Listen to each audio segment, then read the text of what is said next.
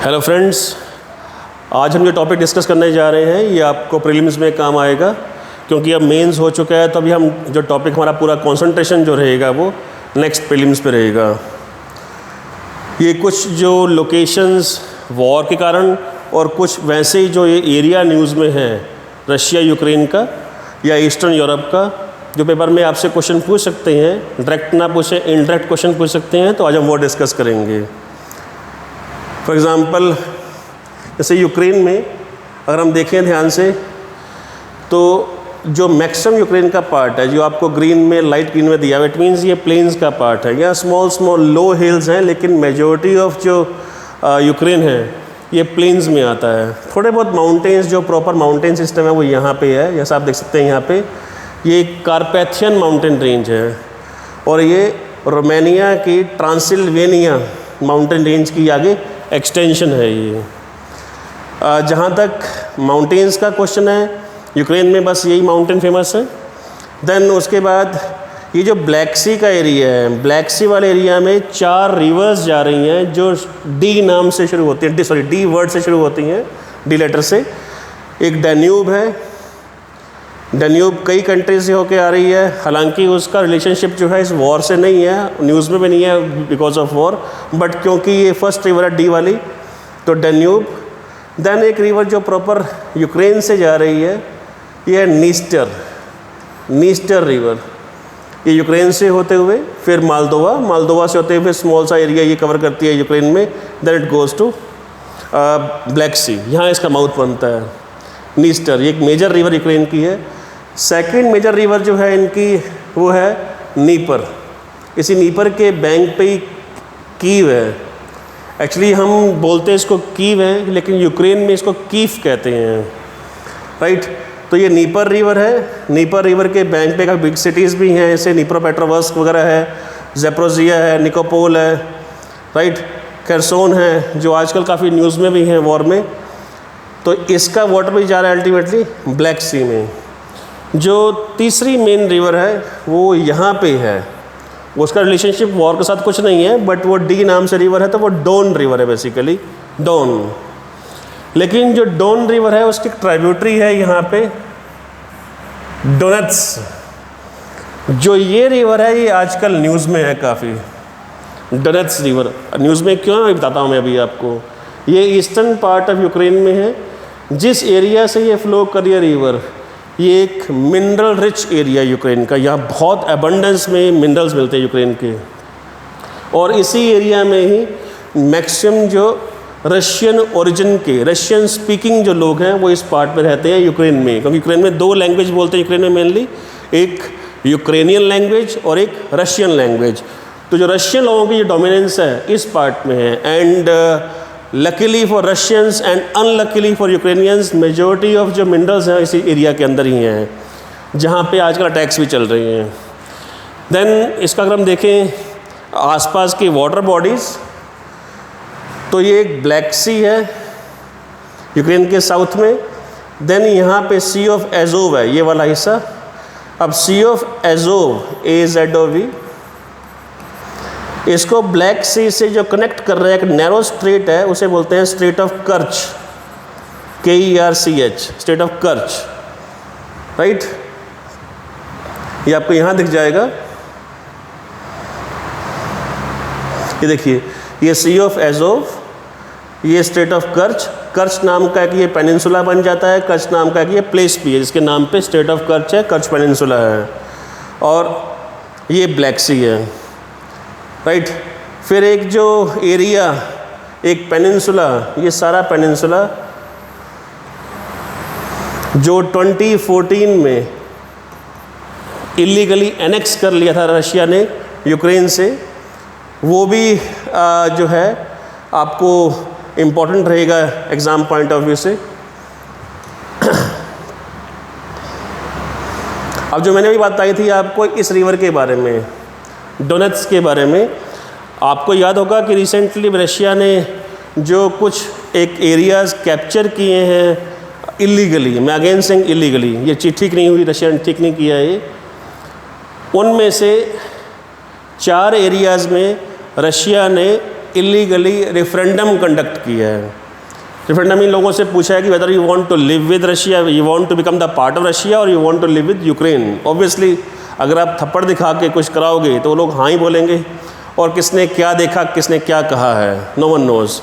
लेकिन हमें अपना चीज़ देखनी है कि एरिया कौन से न्यूज़ में है वो। तो पहला एरिया है लुहांस्क, दूसरा स्टेट है उनका डोनेट्स्क, तीसरा है ज़ैपोरिज़िया, चौथा है खेरसोन, पांचवा क्रीमिया। तो 2014 में ऑलरेडी रशिया अपने एनेक्स कर चुका है ऑलरेडी इसको।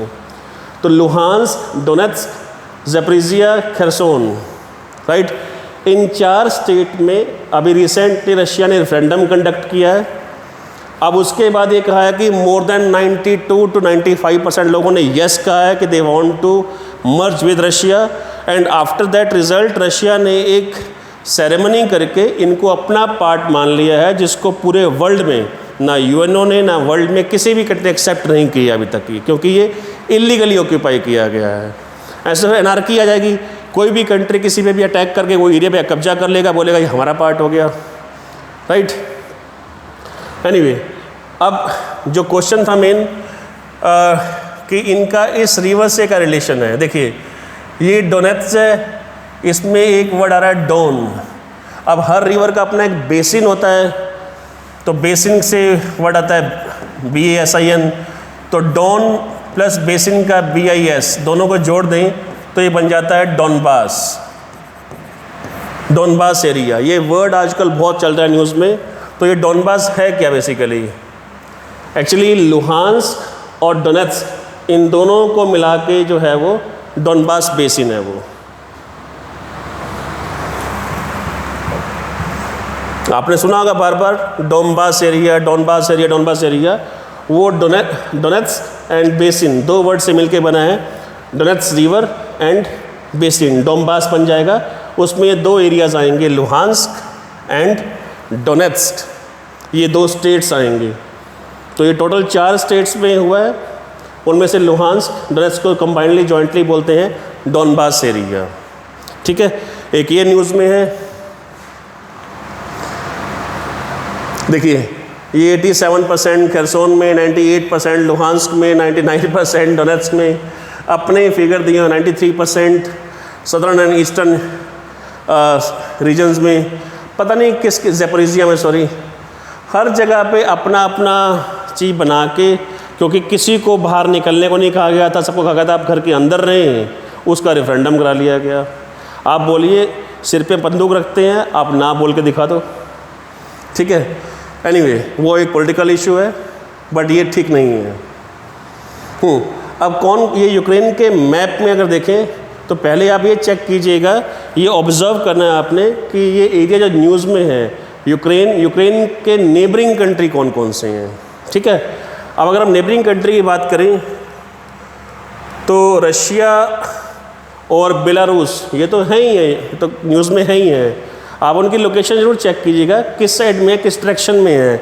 कई बार दे कैन आस्क क्वेश्चन कि arrange the following country from east to west और वेस्ट टू ईस्ट और नॉर्थ टू साउथ और साउथ टू नॉर्थ, या ये भी पूछ लें आपसे इनमें से कौन से कंट्री का border, which of the following countries border does not touch with Ukraine, right, which of the following country does not lie on the border of Russia, क्योंकि न्यूज़ में आ गई। या फिर पूछ सकते हैं which of the following border sorry country is not on the coast of Black सी।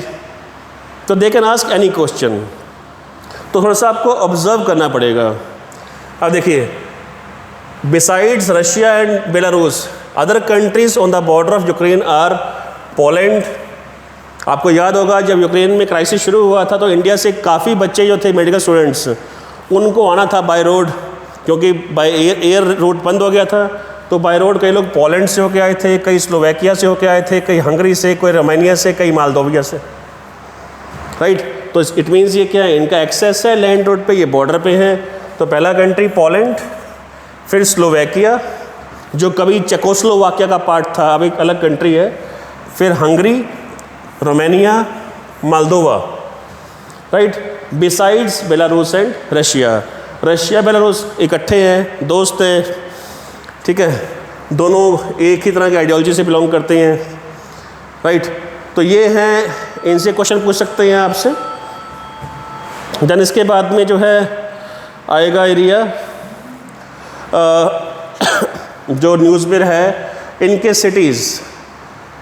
जैसे ही वो क्राइसिस आया था तो जो मेडिकल स्टूडेंट्स जो थे डिफरेंट जगह पे थे, तो वो पूरा लगा लो 15-20 दिन तक वो लगातार जो चीज़ थी न्यूज़ में रही थी। अब वो सिटीज़ कौन कौन सी न्यूज़ में थी उसमें देखिए, उनमें से ये मेन कैपिटल कीफ है, ये न्यूज़ में था। लवीव सिटी ये न्यूज़ में था, यहाँ से काफ़ी स्टूडेंट्स जो थे पोलैंड गए थे।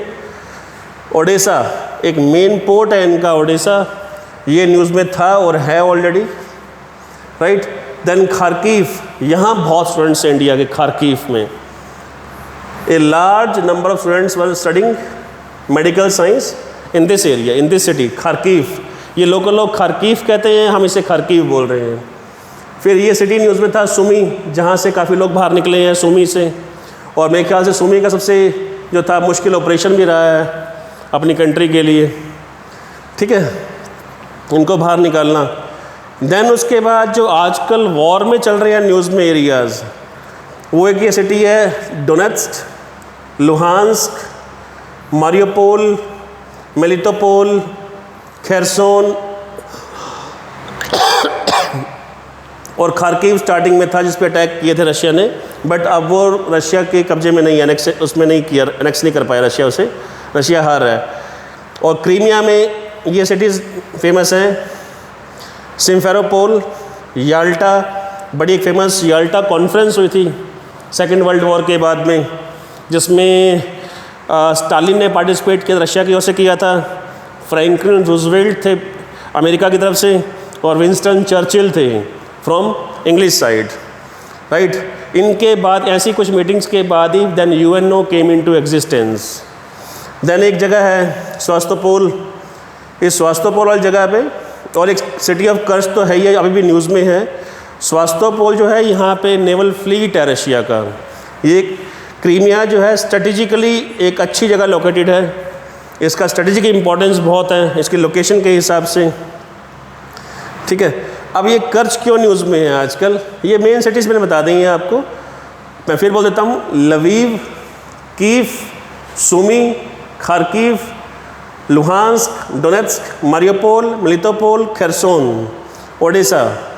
अब याद रखिएगा, they can ask this question this way also, arrange the following cities from north to south order, from west to east order, या लोकेशन दे दें या आपको पूछ ले कि एक सिटी कौन सी है। सिमिलरली पोलैंड स्लोवाकिया से डाउन आते हुए north to south, south to north आपको ऑर्डर पता हो, फिर west to east, east to west का आपको ऑर्डर पता हो, इनसे क्वेश्चन आ सकते हैं, राइट। हाँ, एक और रह गया ये Zaporizhzhia, Lviv, Kyiv, Sumy, Kharkiv, Luhansk, Donetsk, Zaporizhzhia, Mariupol, Melitopol, Kherson, Odesa. ये मैंने क्यों अभी बताया आपको, क्योंकि यहाँ पे यूरोप का लार्जेस्ट न्यूक्लियर पावर प्लांट है, जो अभी न्यूज़ में था कि यहाँ पे रशिया अटैक कर रहा है। अगर यहाँ गलती से ये पावर प्लांट पे अटैक हो गया और वो न्यूक्लियर कुछ लीकेज हो गया, तो that can lead to a lot of destruction, damage बहुत उस चीज़ से हो सकता है। अब जो ये मैंने बताया कर्च, ये कर्च क्यों न्यूज़ में है, अब ध्यान से देखिए, सुनिएगा इसको ध्यान से। देखिए, ये शुरू से रशिया का पार्ट था क्रीमिया, ठीक है। अब रशिया और क्रीमिया के बीच में स्टेट ऑफ कर्च आ गई, तो उनका लैंड से कनेक्शन नहीं बनता। तो 1954 के अंदर जब रशिया यूएसएसआर था, उस टाइम जो उनके प्रेसिडेंट थे क्रुश्चेव, तो क्रुश्चेव ने कहा यूक्रेन से, क्योंकि यूक्रेन उस टाइम पार्टी था, काइंड ऑफ स्टेट था यूएसएसआर का, कि एडमिनिस्ट्रेटिंग के तरीके से it's not possible for the Russian republic to control it, क्योंकि यहाँ से लैंड रोड डायरेक्ट नहीं बन रहा है, हमें घूम के यहाँ से आना पड़ता है। तो लोगों को रशिया अगर जाना है तो फिर वो भी घूम के यहाँ से आएंगे, तो इससे अच्छा है फॉर एडमिनिस्ट्रेशन पर्पसेस आप इसे संभाल लें, क्योंकि कंट्री तो एक ही है। लेकिन 91 में व्हेन यूएसएसआर टूट गया, राइट, 15 कंट्री टूट गया, तो क्रीमिया भी हालांकि यहाँ पे जो मैक्सिमम पॉपुलेशन थी रशियन पॉपुलेशन थी, ठीक है।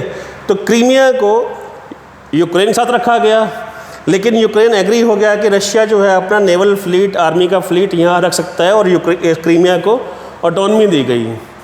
तो क्रीमिया को रशिया हमेशा से अपना पार्टी मानता आया। रशिया कुछ टाइम तक वीक था, 1991 से लेके जब तक पुतिन नहीं आए थे, तो वो क्लेम बैक नहीं कर पाए उस चीज़ को कि ये हमारा एरिया है क्रीमिया।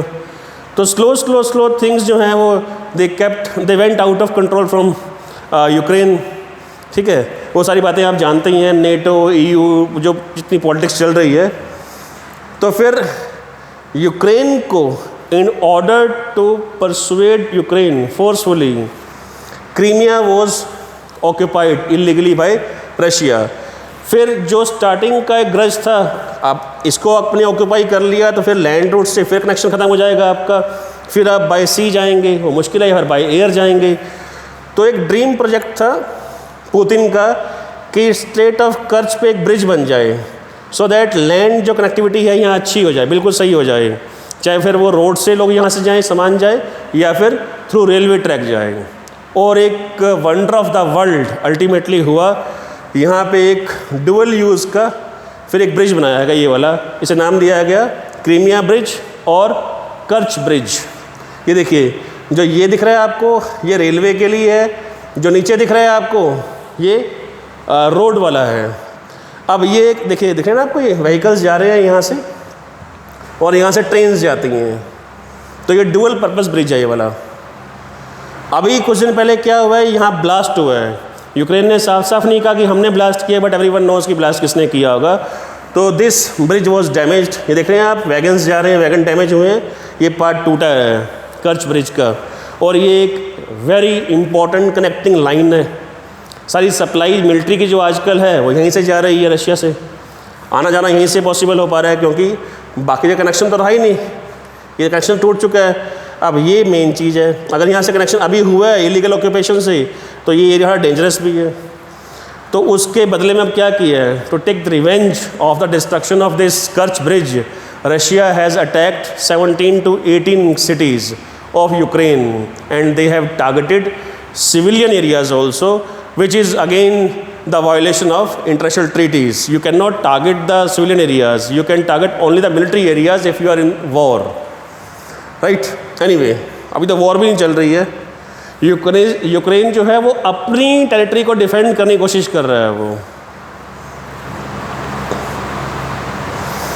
और क्लियर देखना आपने इसको, ये क्रीमियन पेनिनसुला, ये कर्च यहाँ पे था, है कर्च ब्रिज, उससे मेनलैंड से कनेक्ट हो जाता है। ये है ना dual road and rail bridge. अब एक और चीज़ जो न्यूज़ में चल रही है आजकल, अब सिंस देखिए ये कंट्री है लातविया, एस्टोनिया, लिथुआनिया। 91 से पहले these countries were the part of USSR, right. But आप समझ लो कि ये मजबूरी में साथ थे, दिल से साथ नहीं थे, क्योंकि USSR एक पावरफुल कंट्री था, तो ये अलग होना भी चाहें तो नहीं हो सकते थे ये। तो 91 जब ये अलग हुए हैं, तो इनके पूरी ये था, ड्रीम में था, या इनकी पूरी एक इच्छा थी कि now they want keep any kind of relation, good relation with Russia. So they wanted to get aligned with the western countries, जहाँ प्रॉपर डेमोक्रेसी हो, ठीक है, फ्रीडम ऑफ प्रेस हो, ह्यूमन राइट्स का वायलेशन ना होता हो, ठीक है। ये सोचते कि हम ज़्यादा क्लोज जो है वेस्ट यूरोप के हैं बजाय रशिया के, जहाँ पर अथॉरिटेरियन रेजिम्स चलते हैं, ठीक है। अब रशिया का एक एरिया है कलिनिंग्राद, जो मेनलैंड रशिया से थोड़ा सा डिस्टेंस पे है, बाल्टिक सी के कोस्ट पे है। अगर मैं और आपको दिखाऊं, इसको पर्सपेक्टिव में दिखाऊं आपको मैप में, यहाँ चेक कीजिए, ये है बाल्टिक सी, दिख रहा होगा आपको, ये Denmark, Norway, Sweden, Finland, Germany, Poland, Lithuania, Latvia, Estonia, और ये रशिया, और ये Belarus. Russia, Belarus, Estonia, Latvia, Lithuania, और ये है फिनलैंड। अब जो मेनलैंड रशिया का जो लिंक है पानी के साथ में, वो यहाँ पे है, और रशिया का एक मेजर पोर्ट भी यहाँ पे है, सेंट पीटर्सबर्ग, जिसका पहले नाम था कभी लेनिनग्राद। 1991 से पहले। अब सेंट पीटर्सबर्ग जो है बहुत कमाल का शहर है ये जो है यहाँ से मेन बाल्टिक सी से काफ़ी दूर पड़ता है, गल्फ ऑफ फिनलैंड पे है। ये लोकेशन बहुत कमाल की स्ट्रेटेजिक लोकेशन है इसकी। इसका नाम है कालिनिनग्राद। ये वाला एरिया ये 1945 से पहले it was a part of Germany, but 45 में क्योंकि रशिया ने ईस्टर्न साइड से अटैक जर्मनी पे किया था तो ये एरिया ऑक्यूपाई कर लिया। एक स्ट्रेटेजिक एरिया है राइट। तो बाद में वॉर के बाद एक हुई थी ट्रीटी, पोट्सडैम ट्रीटी। आफ्टर वो जो ट्रीटी हुई है उस ट्रीटी के अंदर जो ये वाला एरिया था it was given to Russia. ठीक है, अब ये रशिया का पार्ट है, लोकेशन अच्छी है इसकी। रशिया यहाँ से पूरे बाल्टिक सी को कंट्रोल कर सकता है। रशिया का नेवल फ्लीट यहाँ पे है। कुछ लोग बोलते हैं रशिया के जो एटॉमिक मिसाइल्स हैं, न्यूक्लियर मिसाइल्स हैं, वो भी यहाँ पे हैं। ठीक है, अब रशिया को यहाँ पे सब पे नज़र रखना और सब मैनूवर करना, मोबिलिटी इस जगह से आगे के लिए बहुत जो है इसके लिए इजी हो जाती है। यहाँ से जो बेनिफिट उसको यहाँ अवेलेबल नहीं है राइट। और जो ये वाला एरिया है ये रशिया का बाल्टिक सी का ओनली ऑल वेदर पोर्ट है। ये वाला पोर्ट जम जाता है ठंड के टाइम पे, तो 4 और 5 मंथ्स तक यहाँ ट्रैफिक ज़्यादा होता नहीं है। होता है तो आपको आइस कटर यूज़ करने पड़ते हैं, थोड़ा महंगा पड़ता है और हर शिप जो मूव करता है कहीं पे भी सारे आइस कटर नहीं होते हैं। तो इंटरनेशनल ट्रेड करना है तो सारे आइस कटर यूज़ नहीं होते हैं उसमें। तो ये जो वो जगह है जहाँ पे बाल्टिक सी में जहाँ का रशिया का ऑल वेदर पोर्ट है जो इसको और इम्पोर्टेंट करता है कालिनिनग्राद को। अब देखिए कालिनिनग्राद का रशिया से डायरेक्ट लैंड लिंक नहीं है कहीं पे भी, सी से लिंक है यहाँ से। तो रशिया ने क्या डिसाइड किया, जो सबसे नैरो गैप है बेलोरसिया का, क्योंकि बेलोरसिया मैंने बताया ना भी आपको, ये दोनों फ्रेंडली कंट्रीज़ हैं। जो रशिया बोलता है वो बेलारूस करता है। तो रशिया ने अगर अपना कोई सामान सप्लाई जो है वो भेजनी है यहाँ पे, तो इधर से सी की बजाय वो बाय रोड और बाय रेल मोर कन्वीनियंट है। तो वो ट्रेन्स को यूज़ करते हैं मिन्स्क होते हुए यहाँ से। और एक नैरो सा एक कॉरिडोर है ये वाला हिस्सा जो न्यूज़ में आजकल, सुवाल्की। तो सुवाल्की कॉरिडोर जो है लिथुआनिया का पार्ट है। लिथुआनिया और पोलैंड के बीच में एरिया है, लिथुआनिया का पार्ट है। यहाँ से ट्रेन लिंक भी है, यहाँ से रोड लिंक भी है, जिससे रशिया जो है वाया बेलारूस और लिथुआनिया ये डायरेक्ट कनेक्ट हो जाता है कालिनिनग्राद से। ठीक है, अब क्या हुआ है जब रशिया ने अटैक किया यूक्रेन पे, then NATO countries and European Union उन्होंने सैंक्शन लगा दिए। They have impose some sanctions on Russia. तो अब सैंक्शन लगाएंगे तो ये 3 कंट्री जो हैं एस्टोनिया, लातविया, लिथुआनिया, ये 3 कंट्रीज़ जो हैं ईयू का पार्ट है, नेटो मेंबर कंट्रीज़ भी हैं ये। ठीक है, अगर नेटो वाली कंट्रीज़ हैं और ईयू का पार्ट हैं तो ईयू ने सैंक्शन लगाए हैं, तो ऑब्वियसली लिथुआनिया भी चाहेगा कि वो भी सैंक्शन लगाएगा, वो सैंक्शन उस पर अप्लाई भी होंगे। तो लिथुआनिया ने अलाउ करना बंद कर दिया कि जिस चीज़ की मूवमेंट पे सैंक्शन लगाया है ईयू ने, तो we are oblige to do that कि हम भी आपकी वो चीज़ें यहाँ से आने जाने नहीं देंगे, सप्लाई नहीं हो पाएगी। अब इस चीज़ से दिस हैज शॉक्ड रशिया, क्योंकि ये लॉट ऑफ थिंग्स चाहे मिलिट्री की हो चाहे सिविलियन हो, they are moving through this corridor. It will make the Russian task quite difficult. ठीक है, सप्लाई लाइंस डिस्टर्ब रशिया की हो गई हैं थ्रू द लैंड रूट। और आपको पता है कि ट्रेन जो है वो मोर कन्वीनियंट है बजाय शिप्स के रूट के। ठीक है, क्योंकि यहाँ डिस्टेंस कम पड़ता है इस जगह से और कन्वीनियंट भी है, और ये ऑल वेदर सिस्टम भी चलता जाता है ट्रेन्स का और रोड्स का। ये पूरा साल बंद भी नहीं होते हैं, वो तो वहाँ से रूट्स बंद भी हो जाते हैं सेंट पीटर्सबर्ग से। तो रशिया के लिए बहुत इंपॉर्टेंट जगह है सुवाल्की कॉरिडोर।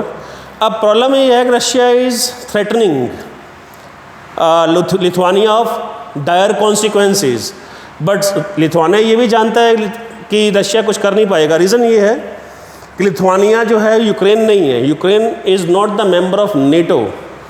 लिथुआनिया नेटो का मेंबर है और आर्टिकल 5 जो है नेटो की जो क्लॉज है वो ये कहता है कि if any country attacks on the NATO member country then that attack would be considered as the attack on NATO itself.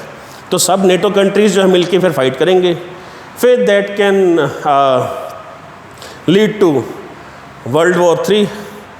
तो रशिया ने अभी तक कोई बड़ा स्टेप लिया नहीं है, बट ले सकते हैं फ्यूचर में, पॉसिबल है। तो ये सुवाल्की कॉरिडोर काफ़ी न्यूज़ में आजकल है, ये बाद में हो सकता है फ्लैश पॉइंट बन जाए। ये देखिए, ये मूवमेंट हो रही है मिलिट्री की फ्रॉम सुवाल्की। ये ट्रेन का रूट है मॉस्को से मिन्स्क, मिन्स्क से होता हुआ लिथुआनिया, ये सुवाल्की कॉरिडोर से होता हुआ कलिनिंग्राद। ठीक है, ये न्यूज़ में है, इसको नोट रखिएगा। सुवाल्की गैप भी कहते हैं इसे, सुवाल्की कॉरिडोर भी कहते हैं इसे।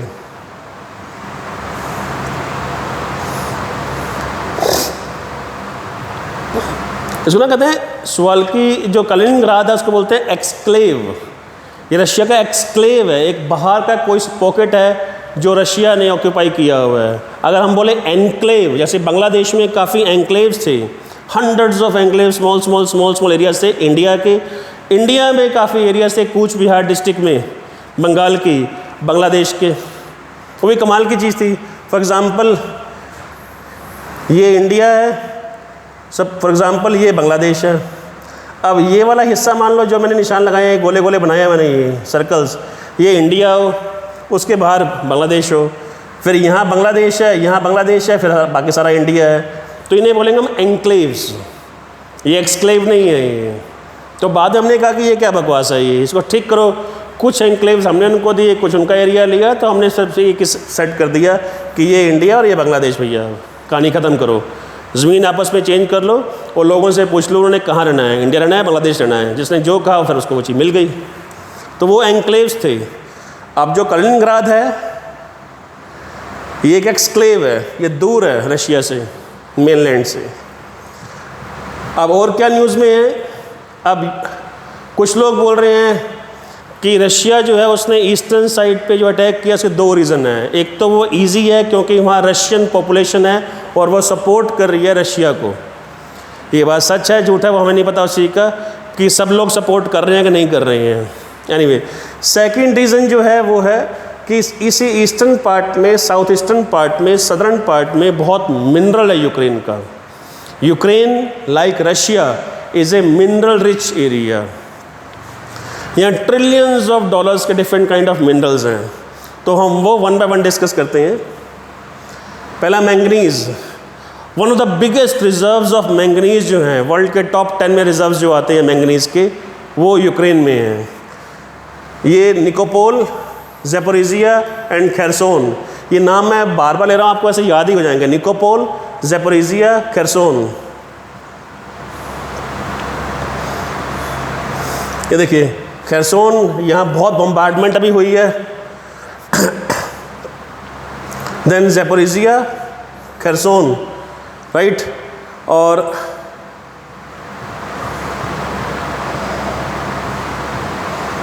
निकोपोल का मैं दिखाता हूँ कहाँ पे लोकेटेड है, बिल्कुल पास में ही है वो भी। चलिए अभी आगे आगे बता दूंगा मैं आपको। तो ये पूरी जो बेल्ट है एक ये वाली, ये पूरी बेल्ट फेमस है अपने मैंगनीज प्रोडक्शन के लिए।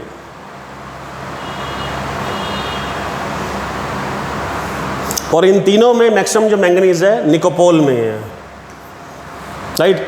ये आपका ज्योग्राफी, वर्ल्ड ज्योग्राफी का पार्ट भी हो सकता है, या करंट अफेयर में न्यूज़ में भी उसका पार्ट भी हो सकता है। Then iron, Australia, Russia and this Ukraine, they are having 10% iron reserves each. They are having 10% iron reserves each in the world. यानी पूरे वर्ल्ड का more than 30% जो आयरन है इन तीन कंट्री के पास में है। तो ह्यूज रिजर्व्स हैं आयरन के। फिर वो कहाँ है, एक बड़ा फेमस बहुत कमाल का सिटी है। जितना इम्पोर्टेंस यूएसए में पिट्सबर्ग का है, इसको बोलता है steel capital of the world, वही इम्पोर्टेंस यूक्रेन में क्रिवोई रोग का है। दिखाता हूँ मैं भी आपको। फिर डोनेट्स्क एंड निप्रोपेट्रोवर्स्क, नीपर रिवर पे पेट्रोवर्स्क नाम का सिटी हो जाएगा ये देखिए निप्रोपेट्रोवर्स्क, डोनेट्स्क और ये क्रिवोई रोग। अभी क्रिवोई रोग जो है फ़िलहाल जो है ऑक्यूपेशन में यूक्रेन के ही है, लेकिन जो मैक्सिमम जो अब क्योंकि स्टील इंडस्ट्री होती है बेस्ड आयरन पे माइन मिनरल बेस्ड इंडस्ट्री है, तो जहाँ मिनरल होगा उसके पास में लगाते हैं, क्योंकि वो एक वेट लूजिंग इंडस्ट्री है। तो जो वेट लूजिंग इंडस्ट्री है, मान लो इतना बड़ा पत्थर का पीस है, उसमें 1 किलो का है, उसमें 200 ग्राम 400 ग्राम जो आयरन है, बाकी तो पत्थर ही है ना, रॉक्स ही है, वेस्ट है वो तो इसे क्यों ट्रांसपोर्ट करना बहुत दूर तक। तो ट्राई करते हैं कि मिनरल के जहाँ मिलते हैं, माइंस होती हैं, उसके पास से आप इंडस्ट्री लगा दें ताकि ट्रांसपोर्ट का खर्चा कम हो जाए उसमें, राइट। तो क्रिवोय रोग जो है वो कहाँ से, आसपास से मिनरल काफ़ी आयरन मिल रहा है, लाइमस्टोन मिल रहा है, कोल मिल रहा है उस पूरे एरिया से। तो एक ये सेंटर है पूरे के पूरे यूक्रेन का स्टील इंडस्ट्री का, राइट। तो नीप्रोपेट्रोवर्स्क, डोनेट्स्क, ये एरिया तो खास तौर पे डोनेट्स्क वाला कंट्रोल में आ ही गया है, डोनबास का पार्ट ही है। तो जो आयरन रिच एरिया है उसका काफ़ी बड़ा पार्ट अब रशिया ऑक्यूपेशन में चला गया है। क्रिवोय रोग, नीप्रोपेट्रोवर्स्क एंड डोनेट्स्क ये फेमस है अपने आयरन रिजर्व्स के लिए।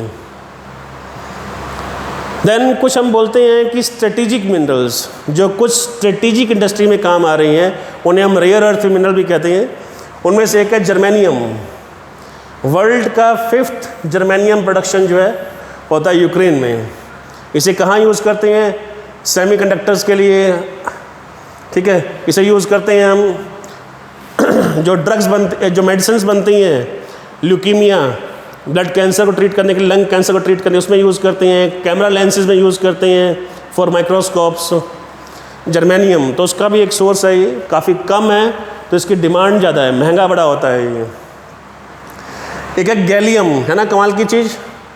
गैलियम वर्ल्ड में 2nd लार्जेस्ट जो प्रोडक्शन है गैलियम की, ये भी एक रेयर अर्थ मिनरल है, स्ट्रेटेजिक मिनरल है, वो यूक्रेन में होती है। ये कमाल की चीज़ क्यों मैं बोल रहा हूँ, आपका हाथ थोड़ा गर्म रहता है ना, ये अगर आपके हाथ पे रख देंगे तो ये मेल्ट होना शुरू हो जाएगा। ये आपकी हाथ की गर्मी से ही मेल्ट हो जाता है, रूम टेम्परेचर सही रहता है ये। लेकिन इसकी अच्छी बात यह है कि ये टॉक्सिक नहीं है। 3 चीज़ें और हैं जो आपके हाथ पे रखने से मेल्ट हो जाती हैं, बट वो टॉक्सिक है, आपकी स्किन को नुकसान पहुंचाएंगी वो। लेकिन गैलियम ऐसा नहीं है। वो तीनों और कौन से हैं? वो रुबिडियम, सीजियम एंड फ्रेंसियम, ठीक है। अब गैलियम यूज़ किस में करते हैं? स्मार्टफोन्स में, कैलकुलेटर्स में, हाउस होल्ड थर्मामीटर्स में, हाई स्पीड इंटरनेट कनेक्शंस जो घरों में लगते हैं उनके इम्प्लीमेंट्स में, ठीक है, उन सब में यूज़ करते हैं इनको।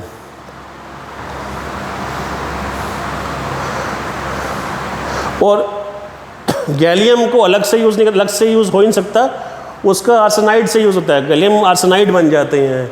तो वो अलग साइंस की बातें हैं, तो मैं नहीं करा पाऊँगा आपको। अब वो जो गैलियम आर्सेनाइड है उसका यूज़ कहाँ है? आपने देखा है जो बैक लाइटिंग होती है आपके स्मार्टफोन्स में, वो उसमें ही गैलियम आर्सेनाइड ही होता है। LCD, notebook, computers, screens, digital cameras, DVD players, lighting in motor vehicles, इन सब में यूज़ करते हैं GaAs यानी गैलियम आर्सेनाइड को। तो गैलियम इंपॉर्टेंट चीज़ है लेकिन बहुत कम मिलता है, इसलिए बोलते हैं इसको हम रेयर अर्थ मिनरल। कोल के ह्यूज रिजर्व्स हैं। वर्ल्ड का 7th एंड यूरोप का 2nd लार्जेस्ट जो कोल रिजर्व्स हैं कोल के, वो यूक्रेन में है। और अगेन वही अनफॉर्चुनेटली फॉर यूक्रेन, वो डोनबास में है। यूक्रेन के पास इतना कोल है कि उनकी मैक्सिमम जो एनर्जी नीड्स हैं थर्मल, वो यूज़ करते हैं वो थर्मल पावर से। थर्मल पावर में किससे यूज़ करेंगे? वो कोल से। और कोल मैक्सिमम कहाँ है? ईस्टर्न पार्ट में। ईस्टर्न पार्ट किसके कब्जे में आ गया आजकल? रशिया के। और रशिया में कौन सा एरिया? डोनबास। मैं बता चुका हूँ डोनबास एरिया कौन सा है, ठीक है। देन टाइटेनियम, ये भी एक स्ट्रेटेजिक मिनरल है। टाइटेनियम भी पता है आपको, इसको स्पेस इंडस्ट्री के अंदर, कंप्यूटर्स में, लैपटॉप्स में, स्मार्टफोन्स में, ठीक है, इन सब जगह यूज़ करते हैं टाइटेनियम को, चाहे स्मॉल क्वांटिटी में हो। तो ये वर्ल्ड में 6th है प्रोडक्शन में, और पूरे वर्ल्ड के 20% जो टाइटेनियम के रिजर्व्स हैं वो यूक्रेन में हैं। तो एरियाज़ कौन से हैं? फिर वही खार्किव, कीव, डोनेट्स्क, नीप्रोपेट्रोवर्स्क। अभी जो हमने डिस्कस किए हैं, खार्किव वही जगह जो स्टार्टिंग में बताया था अभी आपको, ये खार्किव, कीव एरिया अपना कैपिटल भी हो गया, नीप्रोपेट्रोवर्स्क एंड ये है डोनेट्स्क। तो जो ये वाला एरिया है अगेन ऑक्यूपेशन में है, तो कुछ रिजर्व टाइटेनियम के रशिया के पास चले गए हैं। इलीगली। और एयरक्राफ्ट मेकिंग इंडस्ट्री जो होती है उसमें टाइटेनियम काफ़ी यूज़ करते हैं। तो जो बोइंग है, एयरबस है, वो यहाँ से काफ़ी मंगाते थे टाइटेनियम। तो अब जो है थोड़ा मुश्किल होगा, तो वो लेट पहुँचेंगे, एयरक्राफ्ट लेट बनेंगे, तो उसका इफ़ेक्ट जो है एयरक्राफ्ट इंडस्ट्री पे भी आएगा। देन ग्रेफाइट, आपने देखा होगा जो आजकल जो बैटरीज होती हैं, बोलते हैं ना cathode anode, I think graphite जो है वो एनोड वाला काम करता है, if I am not wrong. तो ग्रेफाइट के यूज़ काफ़ी हैं। तो ग्रेफाइट 20% वर्ल्ड ग्रेफाइट जो है लाइक टाइटेनियम यूक्रेन में होता है। 26% जो मैक्सिमम रिजर्व्स वर्ल्ड के हैं चाइना में है, उसके बाद यूक्रेन का नंबर आएगा। तो ये ज़्वालिया माइन एरिया है यूक्रेन का, ये नई जगह है, अभी तो डिस्कस नहीं किया हमने इसको। ये ज़्वालिया माइन है सेंट्रल यूक्रेन में, और ये रशिया से थोड़ा सा दूर है, रशियन ऑक्यूपेशन में नहीं है। लेकिन यूक्रेन फेमस है ग्रेफाइट के लिए भी। ग्रेफाइट जो वर्ल्ड का मैक्सिमम है चाइना में आ गया, और एक ग्रेफाइट का कंट्री और फेमस है मेडागास्कर, वहाँ बहुत होता है ग्रेफाइट। फिर कुछ लार्ज रिजर्व्स जो हैं यूरेनियम के भी हैं यूक्रेन में। Then gas and lithium.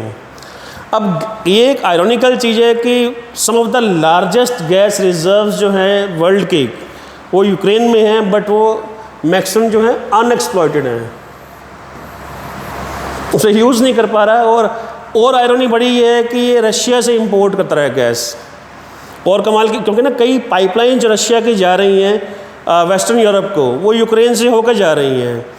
तो कुछ की गैस यूक्रेन खुद भी यूज़ करता है, कुछ की ट्रांजिट फीस लेता है।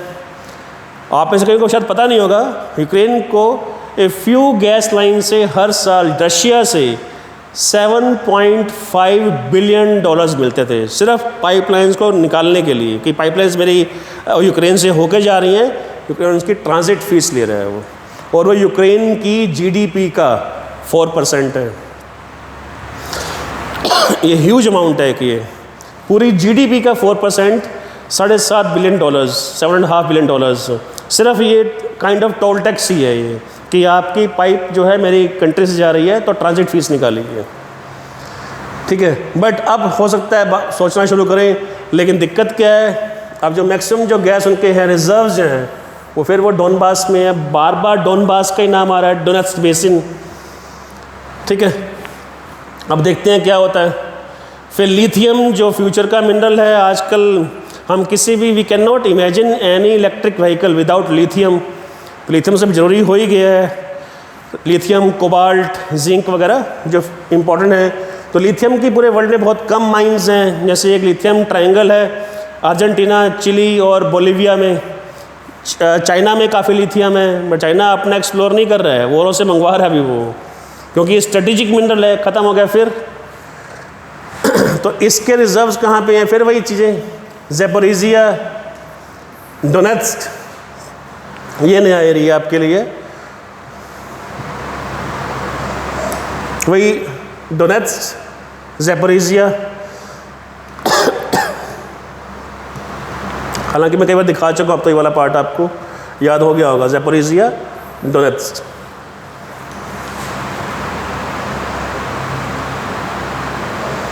ये पार्ट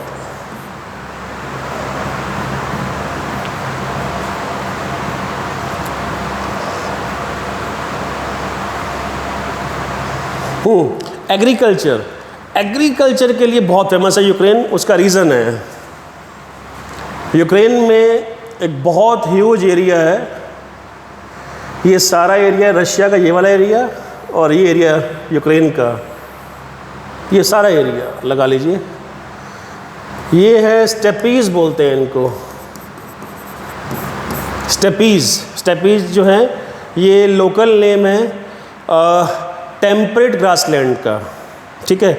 और टेम्परेट ग्रासलैंड्स जहाँ भी हैं वर्ल्ड में फेमस है अपने वीट प्रोडक्शन के लिए, वहाँ वीट कमाल का होता है। एक्चुअली वीट है ही नहीं कंट्रीज़ का, हमारे पास तो बहुत लेट आया है हमारी कंट्री में। वो भी कहते हैं कि शायद ये इराक से, मेसोपोटामिया से बाद में एंशिएंट टाइम्स में इंट्रोड्यूस हुआ है, लेकिन ये प्रॉपर क्रॉप जो है इन्हीं एरियाज़ की है, जो टेम्परेट ग्रासलैंड्स की एरियाज़ हैं, राइट। तो यहाँ पे एक सॉइल होती है चेरनोजेम, ये ब्लैक सॉइल को बोलते हैं चेर्नोजेम यूक्रेन में। तो ये सॉइल बड़ी फर्टाइल सॉइल है वीट के लिए, कॉर्न के लिए और सनफ्लावर के लिए। इन 3 चीज़ों में डोमिनेंस है एक किस्म से यूक्रेन की, वीट, सनफ्लावर और दिस कॉर्न। और इनका मैक्सिमम जो ये प्रोडक्ट्स ये हैं, कॉर्न हो, सनफ्लावर ऑयल हो या वीट एक्सपोर्ट्स हो, ये मैक्सिमम जो आते हैं अफ्रीका को और वेस्ट एशिया को, राइट। अब इस वॉर के बाद में फूड सप्लाईज भी हिट हुई हैं, ठीक है। तो फूड का बैलेंस बिगड़ा है। कई कंट्रीज़ ने अपने फूड को स्टोर कर लिया, वो फूड एक्सपोर्ट नहीं कर रहे हैं उस जगह पे, बोलते हैं हमारे कहीं प्रॉब्लम ना हो जाए। हमने भी फैसला, इंडिया ने, we have decided that we will not export rice और दिस वीट, ठीक है। इस चीज़ से क्या होगा, डिमांड उतनी है, सप्लाई बढ़ गई है, उनके प्राइसेस शॉर्ट कर रहे हैं, तो इन कंट्रीज वो प्रॉब्लम भी आ सकती है। चलो वेस्ट एशियन तो महंगा भी ले लेंगे, पैसा बहुत है उनके पास में, ठीक है, लेकिन अफ्रीकन कंट्री कहाँ जाएंगे? तो that can lead to a major food crisis in future, और वो ठीक नहीं है। 3 लोगों की ज़िद चल रही है, पुतिन की, बाइडेन की और जेलेंस्की की। इन 3 की ज़िद पे पूरा वर्ल्ड तंग आया हुआ है। कहीं इन्फ्लेशन चल रही है, कहीं फूड नहीं मिल रहा है, कहीं ऑयल महंगा हो गया, सब कुछ इन तीनों की ज़िद पे चल रहा है काम। एनीवे, वो अलग इशू है। और क्या होता है यहाँ पे यूक्रेन में, फेमस है ये मरकरी के लिए, देन उसके बाद में potash, salt, gold, building material, ornamental stones, hydro power resources, ये सब कुछ है उसमें, ठीक है। ये तो काफ़ी ज़्यादा है मरकरी, इसको पारा कहते हैं हम।